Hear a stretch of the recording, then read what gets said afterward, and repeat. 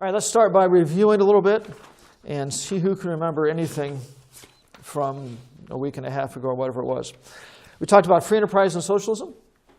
And under free enterprise, we looked at 8 complaints about the free enterprise system. They're false complaints, but 8 complaints. And I'm going to see if anybody can remember some of the answers to these complaints. All right.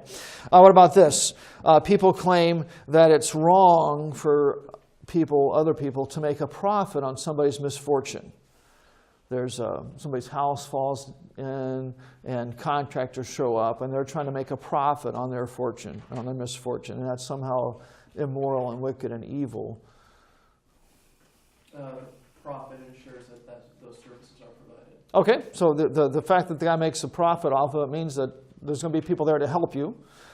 If there's no profit involved, then you're standing there with your house falling down around your head, and nobody comes to help you. So the profit actually helps. Anything else? Or ensures that there's people there. Or you could argue that it's a correct position, and it really is immoral and evil to profit off the misfortune of others. It sounds like that. If you phrase the question that way, it sounds wrong. Any other answers?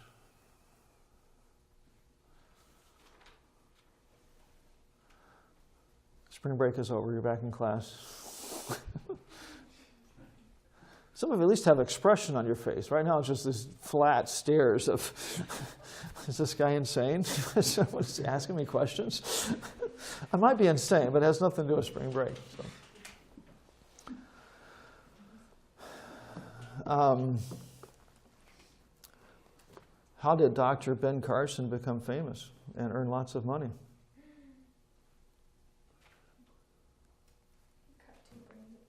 He profited from the misfortunes of other people.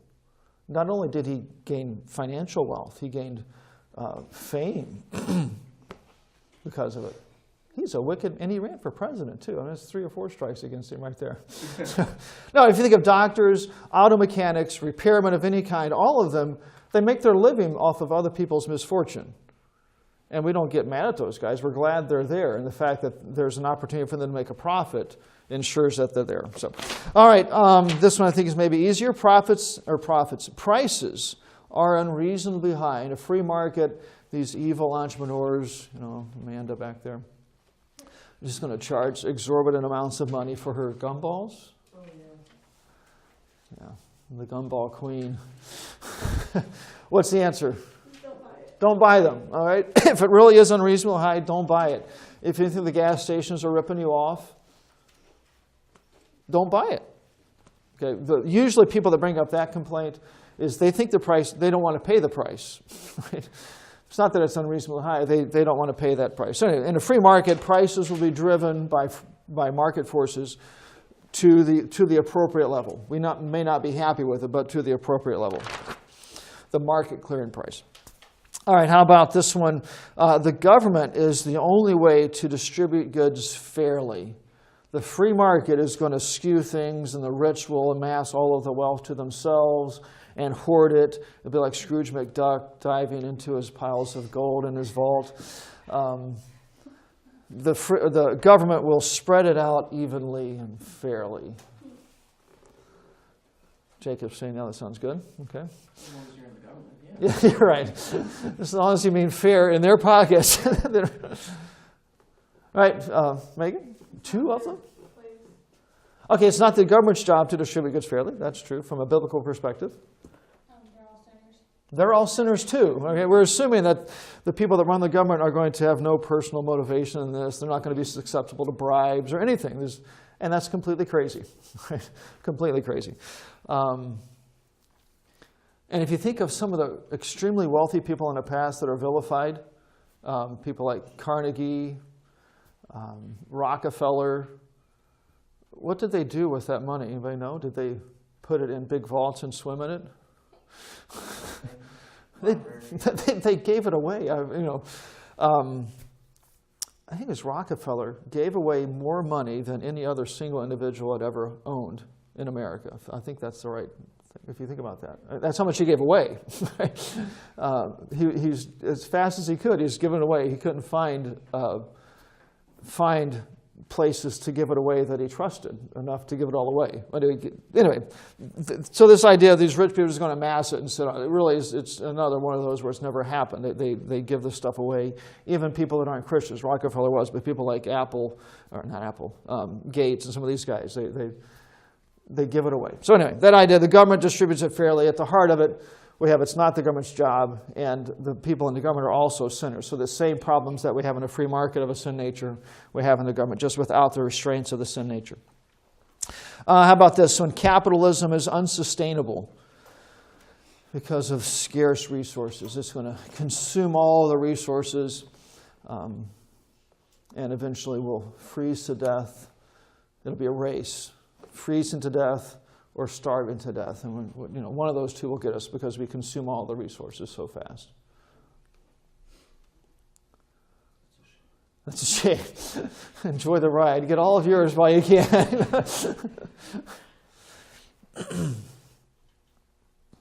3? Megan, wow. You don't have to take the job If it's going to consume all the resources? oh wait, maybe that's the wrong thing. It's number 8 in my list. Capitalism is unsustainable. Oh yeah, the free market is going free.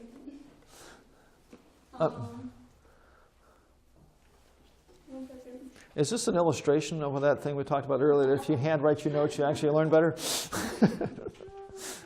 But you did do 2 out of 3. But we do have Christina there, who has paper and pen out, but has answered nothing. So I don't she might be the counterexample. Anybody else? Sarah? You said if we use up all the resources? Yeah, that's some people. The free market, people can figure out how to make it. The free market will find other resources, right? But these things are always brought about by crazy people. Right? Let's say we're going to overpopulate the earth, and we talked about how they always freeze the number of resources now and let the population grow. It'd be like saying there's only, I'm just going to make up some numbers, 100,000 cars in America, and in 50 years we're not going to have enough cars. They don't allow for any more cars to be made. They say, oh look, we're going to run out of cars in 50 years. And anybody that's sane looks at them and says, are you stupid? There'll be more cars made. They freeze the amount of coal available. They freeze the amount of oil available. They freeze the fruit production and let the population increase. It's always that type of thing. And if you let the population double and hold the resources where they are now, yes, we're going to run out and starve to death. But it hasn't happened in the last 6,000 years, at least. We can say that much. That's happened. So, all right. How about this one? People claim that a socialist system, a command economy, the pagan version, is more secure. You have security in a socialist environment. There's some truth to that. You're guaranteed a job, you're guaranteed a paycheck, you're guaranteed health. At least you get to stand in line for health care. I just saw I was in a socialist country. Can't remember it, but it was a horde of people outside a store in line for toilet paper because they were out of toilet paper.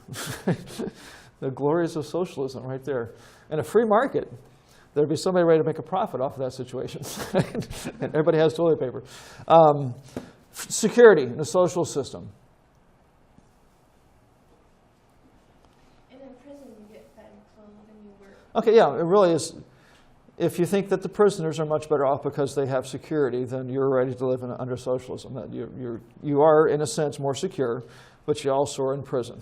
So every time I drive by the prison, it's on my bus route, and those guys are out in the yard there playing baseball or running around the field or basketball or something. I never have yet gotten jealous of them. It hasn't happened. So, all right, free market socialism. We talked about that. Next, supply and demand. Does anybody want to try to define one of them? Christina, I think, has not moved the entire class period. There we have movement. We looked at a couple definitions. I don't care. Megan's going to push her luck. When the price of good rises, the supply will tend to increase. Okay, when the price of good goes up, we'll get more of it. You have to think like the evil entrepreneurs in the world. If the price of gumballs triples, the demand is going to start making more of them because there's profit to be made there. And there's nothing wrong with that. It just makes sense. You're filling a need. Obviously, there's a shortage of gumballs, and it's not your sin nature out to make a profit. You're just trying to satisfy the wants of those around you. That's a bunch of hogwash. You have to make profit. But the only way to do that is to satisfy the wants of those around you. Okay, and then the same opposite side of that, if we think of demand, when the price of something goes up, the demand goes down. The price of something, the gumballs, goes up, we begin to buy less of them, all right? And those two forces will regulate prices, regulate the supply of goods, regulate everything. In fact, we talked about that. Was the second point. These laws will regulate the economy. We looked at how it will regulate prices and how it will regulate the availability of goods, all right? It will ensure that the goods are available that people want to buy. Right? If we take away these market forces and try to have some government agency decide how many gumballs we need and how many computers we need, you guys should complain because you weren't, the government made the wrong decision and didn't make enough computers. All right, how many computers we need, how many desks we need, how many watches we need, how many fancy phones. I can listen to voicemails on here. It's pretty high tech. I can send texts. How many phones we need? Smartphones, dumb users, smartphone. All the combinations. If we have the socialist answer, ultimately, is to have some government agency trying to regulate and pick how many of those things are made, and that's just not feasible. All right, the free market does it all by itself, and it's these laws of supply and demands that are the mechanisms by which it takes place. So, let's just do one example. How will the free market and these laws of supply and demand regulate prices? And let's take the example of prices for something. Oh, we just did high. Let's say going low. Some prices of something plummets to the earth. The laptops. The price drops so low and just plummets down. How will the laws of supply and demand regulate that price? The demand for them will go up because they're so cheap. Yeah, everybody's going to buy one. Even Sarah, she'll buy two. All right, didn't you say you left it at home? Yeah. So you have your school laptop and your home laptop and maybe a car laptop. You'll just have them everywhere. I know kids in the academy that have their school Bible and their home Bible. They have one in both places, right? So they can't forget it and get demerits. All right, so there's going to be lots of people buying them. I might even upgrade my laptop. I'm not going to go the Apple route. There's just something inside of me that hates Apple. I think it's God, but I might be wrong. I'm kidding. I'm kidding about that, but I've never liked Apple. So, I might upgrade my laptop from my 5-year-old monster that you have to be very careful with, but it works. Okay, so we have that. So that the increased demand is going to put pressure up on the prices. What's the other side, the supply side of things? How is that going to? How will those kick in to also bring up the price? So as the demand increases, more people buy it, so there's less supply. Okay, no, that's People will get okay. But even before that, we have prices going down. correct, which means more people buy it. Yeah, but don't forget prices going down. What happens with the supply? The manufacturers make less of them. Correct. All right, so so at the same time we have everybody wanting to buy them, we have manufacturers making less of them. And depending upon the particular market we're dealing with, relatively quickly, we see this situation right itself. As everybody buys the cheap laptops and there's none available, the price starts to come back up because nobody's making any laptops to replace the ones that were bought. And the situation fixes itself pretty quickly. Some markets, it is much slower seeing the response, depending on how long it takes to change production and things like that. But in a relatively quick amount of time, it will do it. And this happens all by itself. We don't need the government to do this. It really is like Congress getting all worried that we need legislation to make sure rocks fall to the ground when we drop them. Right? We don't need. It's going to happen. Right? And these things, we should think of these just like that. They're laws of nature that God built into human nature. It's going to happen. So, laws of supply and demand. Questions on that? We might get into this later. Read a very interesting article illustrating the difference between a command or a social economy and a free market economy, and it was the idea of a roller skating rink. If you think of a roller skating rink, you've got dozens of people on wheels going in circles. And you think there's going to be collisions everywhere, there's going to be fingers getting run over, and that happens some. But these people just turn loose out there by themselves. They're the rink will designate a direction and have some sort of policing about not going too fast or something. It's a little bit of rules, but then the thing takes care of itself. Imagine having usually some grouchy woman at the mic trying to control everybody and saying, Joy, turn left, Sarah, turn right, Jacob, slow down, trying to do that kind of command to everybody. It wouldn't work. And we're talking about roller skating. Right? Imagine trying to have some central agency do that for the entire economy. It doesn't matter how smart the people are that are doing it. It can't happen. It won't work. So the article's called Rinkonomics, which I thought was an interesting illustration. So, all right, let's talk about inflation today. Another exciting economic topic. I do have two topics I want to cover today, so we'll see.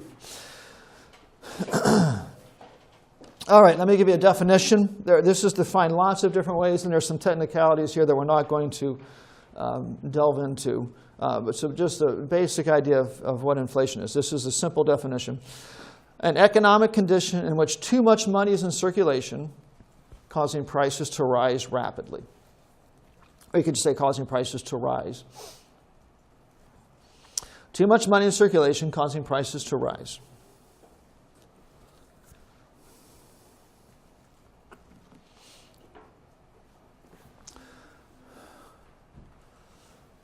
An economic situation in which too much money is in circulation, causing prices to rise.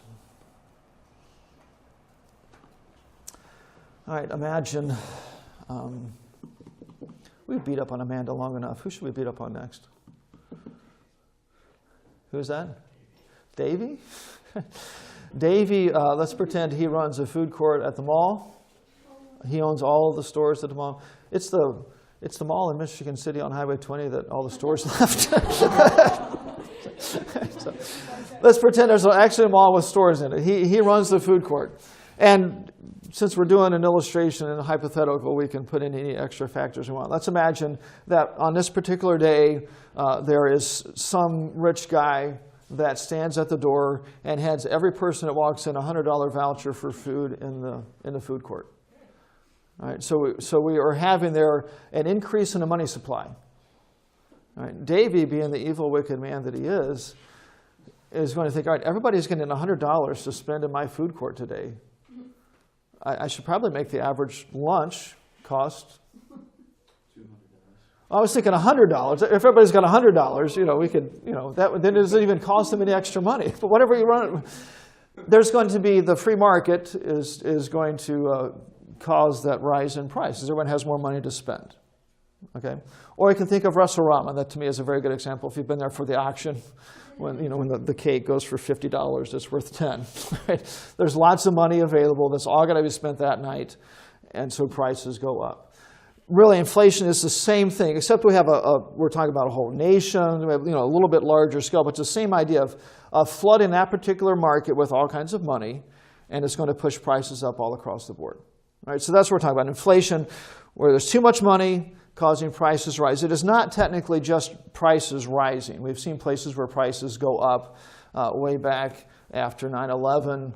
Gas prices skyrocketed.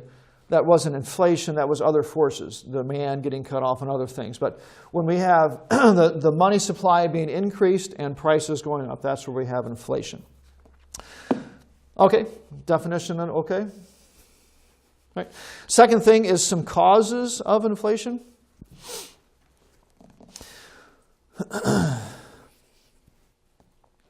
Let me give you the primary cause of inflation.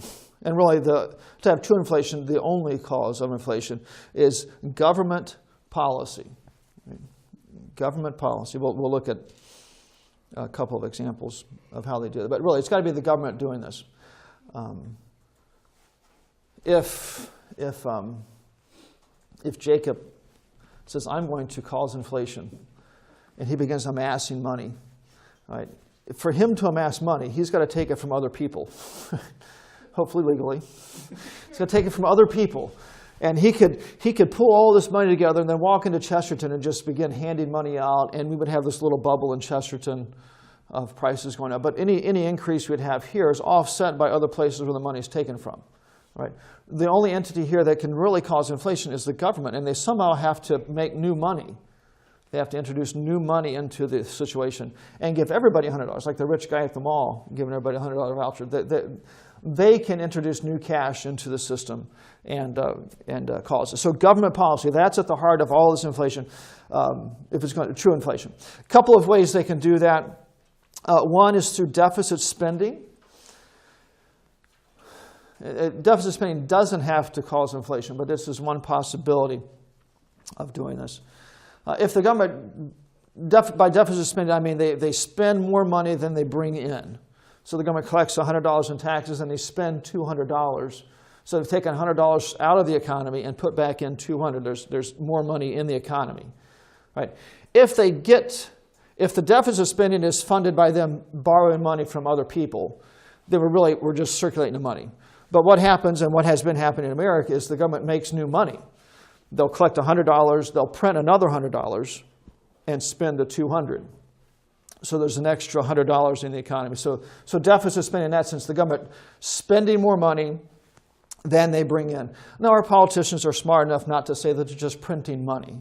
Right? That sounds really bad. But they, in the end, that's what they do. They're printing money.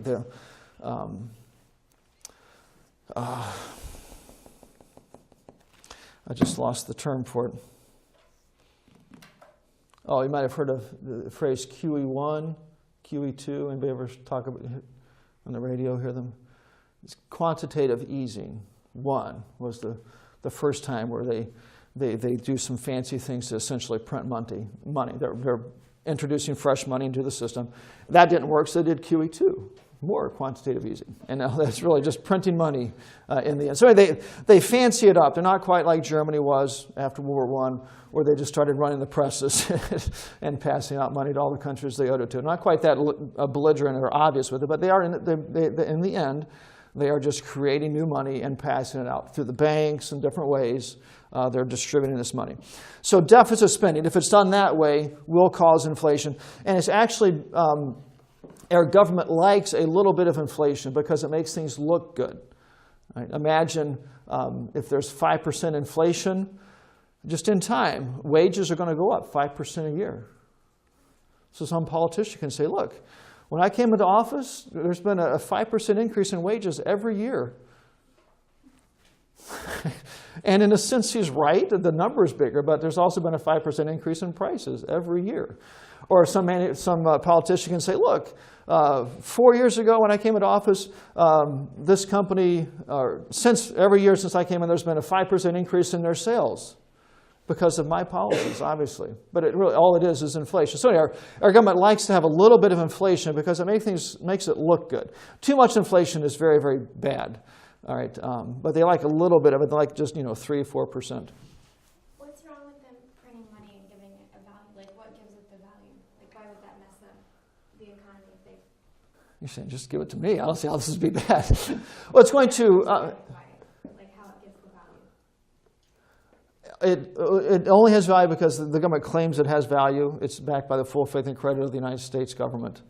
And as long as people believe that our government's going to continue to exist and be relatively responsible, then it has value. As soon as people begin to doubt our government, which wouldn't be a crazy position to be in, it's going to have less value. And like when I was in Zambia, where I was right at the border between Zambia and Zimbabwe, bartering for stuff. I have an elephant in my office that I bought there, and we were bickering back and forth, and I was giving him U.S. dollars. And you were there, and the guy didn't want Zim dollars. I think it was Zim dollars. Zimbabwean dollars? Would it have been Zim? You don't remember? Okay. I just remember he didn't want the currency from the other country. He wanted U.S. dollars or Zambian dollars, not the other country's dollars. It's very clear about that. I forget the country now. Because he didn't have that much faith in that government. So it's just backed by that. Really, we should have our currency backed by gold or some real commodity. Then it's not resting upon our faith in the government. It's resting in some separate entity. But we'll get to that with money. That's how it started. Yeah. So does that answer your question? So, okay. All right, so government policy, that's how we get inflation. One way is through deficit spending. And it really, our current government, they fancy it up. They make it look better. They talk about quantitative easing or all of these, the stimulus packages. This is what happened. Essentially, Obama was talking about all these shovel-ready jobs. It would be a joke if it wasn't so sad. Anyway, all these shovel-ready, they were talking about this $1 trillion or whatever it was that we're going to spend and put that money into the economy. What happened essentially is Congress authorizes this money to be spent. They don't have the money, so they have the Federal Reserve, through this quantitative easing and other things, print this money, and then they go spend it and have roads fixed and this fixed and that fixed. But it's just, they're essentially making money, and that's where we get prices going up. So the stimulus package and stimulus package 2, the Bush's stimulus package, all of those are just injecting new cash into the economy, which is going to cause inflation. I put Christina to sleep, I think. So, all right, second one. We have deficit spending. And the second one is related, but through manipulation of the economy. They can cause inflation by manipulating things. And here we can get much more deeply into the weeds than we need to here. But they can use the Federal Reserve. They can use the reserve requirements that banks, the amount of money banks have to keep on hand. They can manipulate the interest rate and encourage people to borrow money. They can do things like that to push money out of the banks and into the economy. Now, those manipulations are a little bit less creating new money as just releasing new money from the banks, but it has the same results, essentially. Would minimum wage increase fall into this also? Is that something else? I mean, it would. It'll have the same result. It wouldn't technically be inflation.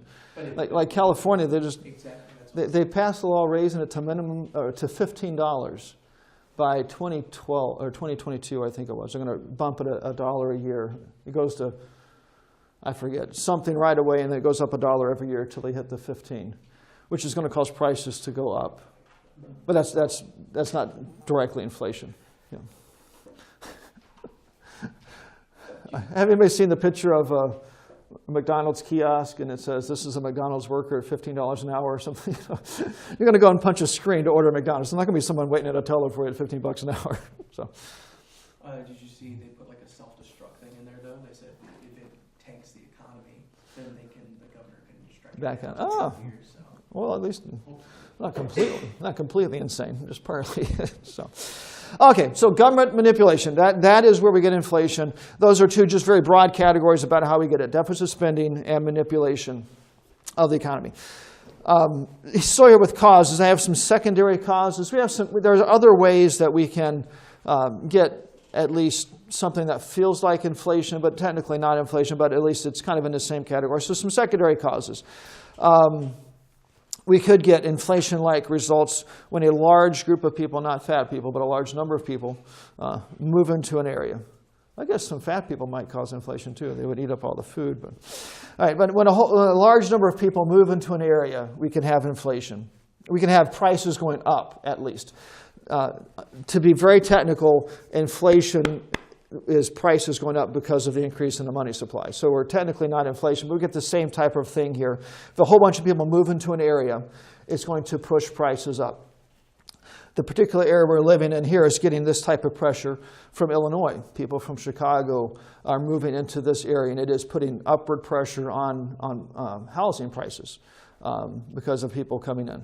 Another good example is the gold rush days in the Old West, where just thousands of people would descend on an area overnight almost.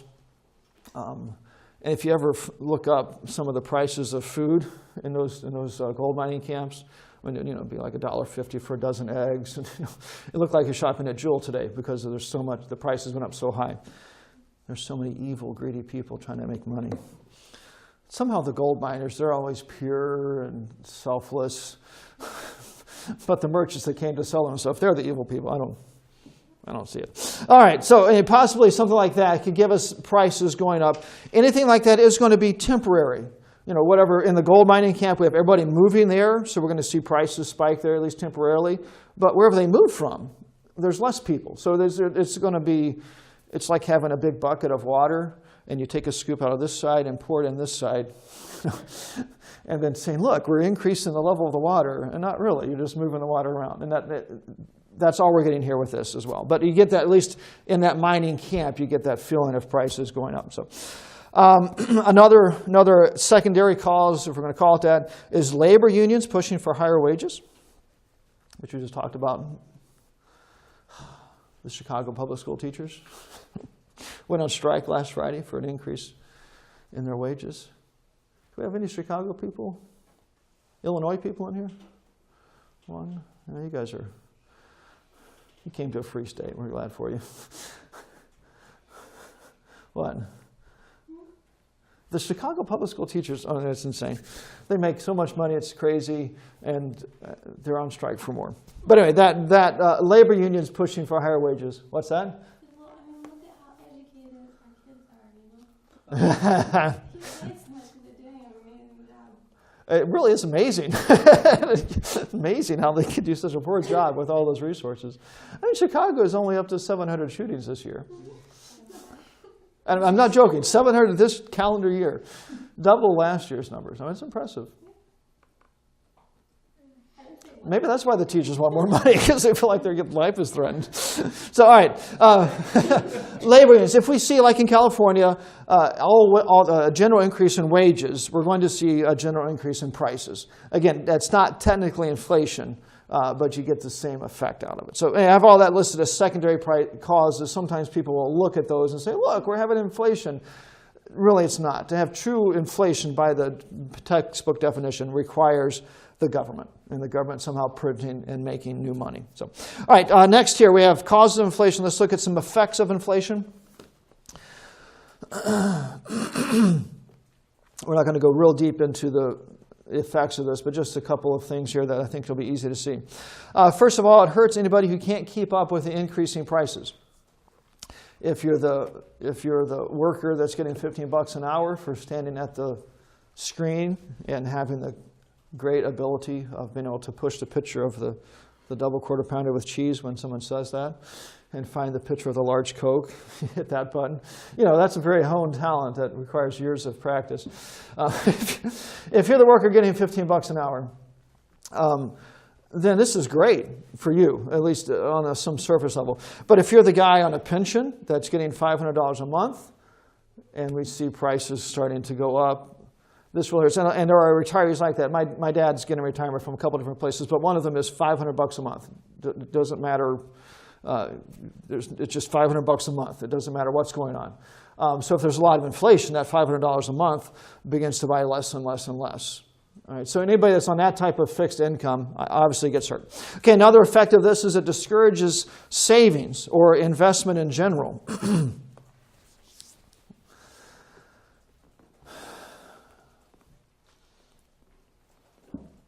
All right, let's pretend that Mary wants a new laptop that's worth $500, but she's wanting to buy it next year. So she takes the $500 and she throws it in the bank. But over the next year, let's say there's 10% inflation. So how much will the laptop cost next year? $550 would be a 10% increase. So now she takes her $500 out and she goes to the store and she no longer has enough money to buy the laptop. Right? So really, if there's a lot of inflation, people are put in a position of why save? I should spend it all right now before my money loses value. Okay? And that's really, it's relatively mild inflation. It's pretty high for us, what we've generally had, but pretty mild. There have been places, Yugoslavia in '86 had 130% inflation. So it'd be like the laptop going up to 1,000 and what would 30% be? I don't know. $1,200 or something in that 1 year. Right? And that's where Mary says, I'm going to buy it right now. Forget this. But it discourages people from savings. Right now, in a savings account, you might get 2 or 3% if you're doing good. And if there's 10% inflation, you're losing 7% of the value of your money by saving. So it discourages savings. Savings is really something very important, but for obvious reasons, but we'll get to that later. So it discourages savings. And then the third thing is it makes it impossible, or very difficult at least, to plan for the future. If you're planning for retirement, and you think, all right, I need $30,000 a year, so you've come up with some plan to have enough money saved just so that you'll have that $30,000 a year. And if there's a lot of inflation, that $30,000 a year might buy you cat food to feed yourself for the month, but you don't have a place to live. If there's a lot of inflation, it's not going to do very much. So people, hopefully, which will be you, that are planning to have money when they get older, they really are kind of shooting in the dark. Well, let's assume there's so much inflation, and they're kind of making guesses at it. And there's already going to be guesses anyway, but this is another layer of guessing how much inflation is there going to be. It makes it very difficult to plan for the future, and not just necessarily long-term plans like that, but any type of, I want to buy a car in 5 years, and right now maybe it's a $10,000 vehicle, so you figure out what you need to save to have $10,000 in 5 years. And if the price of the vehicle is $20,000, you didn't make it. And you could then set up another 5-year plan to save the next $10,000, and the price goes to $40,000. You just never catch up. So it makes it difficult to plan. All right, so effects of inflation, basically it's bad. Any way around, it's all bad. We have just a little bit of a trickle of inflation in America, and it gives us that sense of, wages slowly going up and things like that. But it really is, it's like smashing your finger slowly in a vise as opposed to hitting it with a hammer quick.